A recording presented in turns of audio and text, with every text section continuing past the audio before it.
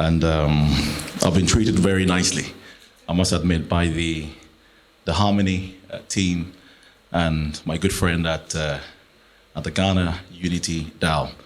Great. Without much further ado, I would like to begin with my opening remarks. First of all, good morning, ladies and gentlemen. If there are colleagues from here in government, good morning. All other protocols are observed.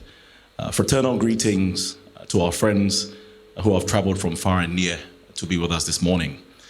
Compliments from the board and management of the Ghana Investment Promotion Center, which is the leading investment promotion agency in Ghana, responsible for mobilizing inward investment and responsible for regulating investment-related activity.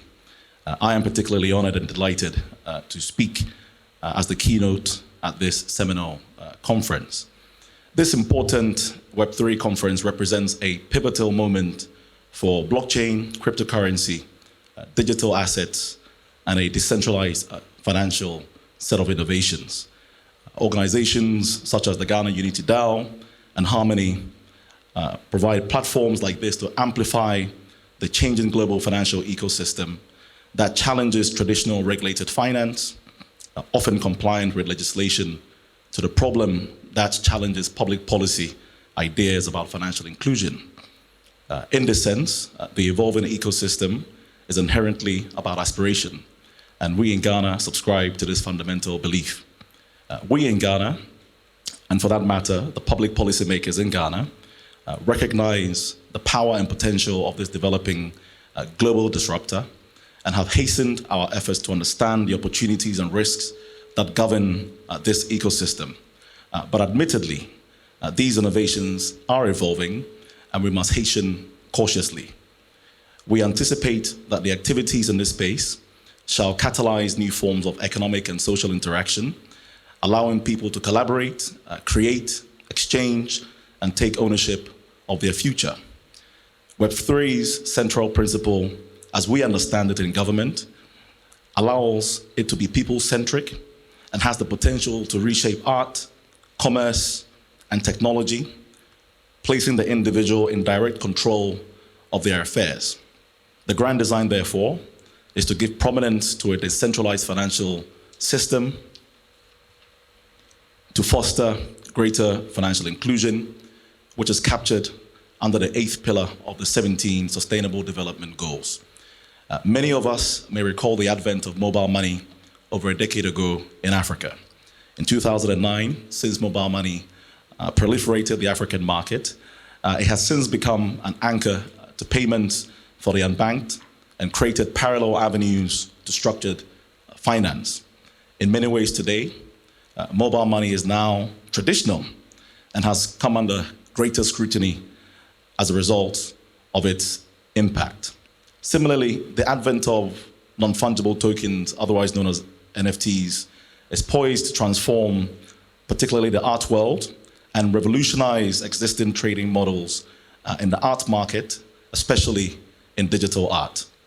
We recall the Ghanaian pallbearers whose video went viral in the peak of the COVID-19 pandemic. It has surprised many, including myself, that a meme that made us all laugh during our worst plight in recent times has gained value through NFTs and has recently sold for over $1 million on April 9th. This sale places the meme as one of the most valuable NFTs sold over the $1 million threshold, and we believe that there are other such similar stories that will emerge in the near future.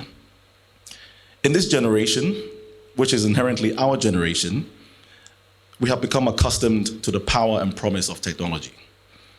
Web 2.0 has transformed economic and social interactions in ways that profoundly benefited society, addressing some of our collective challenges, but also magnified the unsavory aspects of the internet. According to PitchBook, a market data provider, in the first 3 quarters of 2021, venture capitalists injected a record of $21.4 billion into cryptocurrency and blockchain-related companies. These companies, this represented 1,196 deals, accounting for more than the 10 previous years combined, and I think that is instructive. Coinbase, a company that I'm sure many of you are familiar with, recently made history when it became the first significant cryptocurrency company to go public on the Dow Jones, and with it, the scrutiny and the opportunity to develop robust corporate governance that enhances market confidence. So it is a fact that something big and revolutionary is happening out there. Now, how do we in Ghana reconcile these facts? In Ghana, our central bank has been unambiguous against cryptocurrencies. A statement issued on January 22nd, 2018 by the central bank stated, and I quote, "Bitcoin and other activities are not regulated under any laws in Ghana and are not backed by any guarantees or safeguards," unquote. The bank further directed that all licensed institutions, including banks, specialized deposit-taking institutions, dedicated electronic money issuers, and payment service providers must, quote, "refrain from facilitating cryptocurrency transactions via their platforms and agent outlets," unquote. Although this is the current regulatory environment, the central bank is also pursuing parallel channels to establish its own digital currency, the ECD, which will be regulated by the central bank themselves. So in that sense, the Bank of Ghana recognizes that innovation and progress in this area offer alternative consumer products within our financial system. As this debate gains momentum in Ghana, we should leave this conference acknowledging the full spectrum of the issue on extreme ends. That one, there is a robust regulatory environment that recognizes the activity, but is currently focused on safeguarding traditional investment and the consumer. And in that sense, regulators aren't mission creeping or stifling innovation in our financial markets. And two, that a liberal regulatory environment, as you would have it, encourages innovation, favor intense competition, but according to the central bank, poses a risk to consumers. In many ways, this is the issue at stake. The conundrum between innovations that close the gap in financial inclusion and regulation that is cautious about the opportunities and risks or harm in the absence of control is central to the issues. In this vein, policymakers must hasten cautiously in the admonishment and resistance of the entire ecosystem. In this room, I can see some of them, our young Ghanaian entrepreneurs benefiting from the favorable global venture capital markets to raise seed and Series B funding to address some of our development challenges. Those companies must be encouraged, but not in an unfettered manner. The patient capital that VC bring should also be embraced. As we at GIPC continue to advocate against bureaucratic impediments to doing business across greenfield and brownfield categories of investment, we must equally remind ourselves that there is a pool of portfolio money out there that is also looking for a home. Africa and Ghana are that home.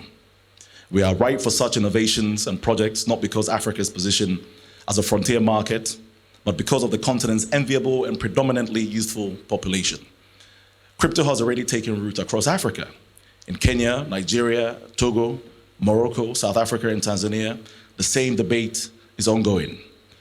Today, Africa represents 2% of the global value of all cryptocurrencies received and sent globally. It registered $105.6 billion worth of crypto assets between July 2020 and June 2021, growing over 1,200% by value as at end of 2021. Indeed, at GIPC, we will continue to work with colleagues across government responsible for this area to educate and discuss such opportunities. Such opportunities are knocking at our door, and it is our responsibility to respond accordingly. It is therefore necessary for the related agencies to act quickly to ensure that there is an appropriate regulatory framework in place, and we must collectively expedite this serious conversation about the role we want technology to play in open societies. We in Ghana embrace the leapfrog potential of technology, and the government's commitment over the last 5 years to digitalizing our country is testament to that.